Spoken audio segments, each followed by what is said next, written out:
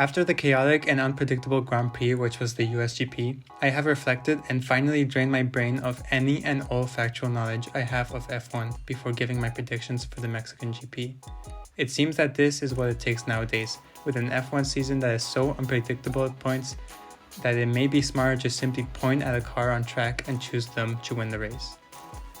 Not only does it seem like Red Bull has finally fixed their issues and they're back in the front, and yeah, you may say that while Perez was in his usual spot in the back of the field as always.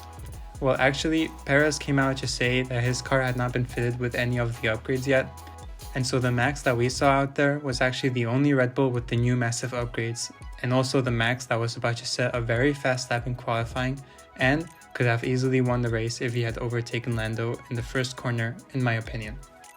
Not only that, but we have also a Ferrari which seems to have gained speed through absolute wizardry and magic, as they did not bring any upgrades to the race, yet were the fastest team by a mile.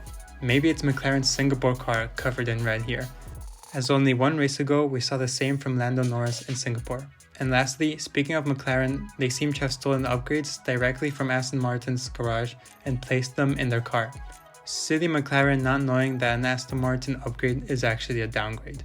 I don't need to mention the number of upgrades Aston Martin brought to the USGP, and yet again, they seem to have made their car slower somehow. Adrian Newey really couldn't get here fast enough.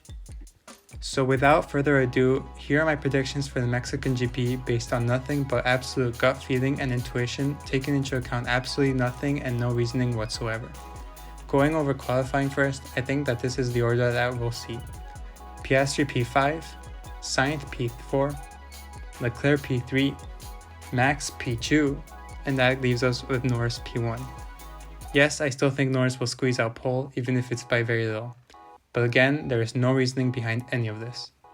Now for the race, Max P5, Piastri P4, Norris P3, Leclerc P2, and Sainz P1. Yes, we will see Sainz winning the Mexican GP. Again, no reasoning or explanation here.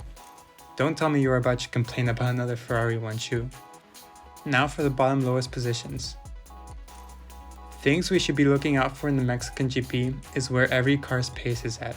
I understand that the Mexican GP isn't a great indication of F1 teams' performance based on high altitude and lower tire stress and cooling issues. However, the Mexican GP is great at showing us which cars are the most aerodynamically efficient. So that's why I think that gambling state car will struggle here, at least more than usual. Overall, I think that the Mexican GP will show us the true performance of the new upgrades that F1 teams brought.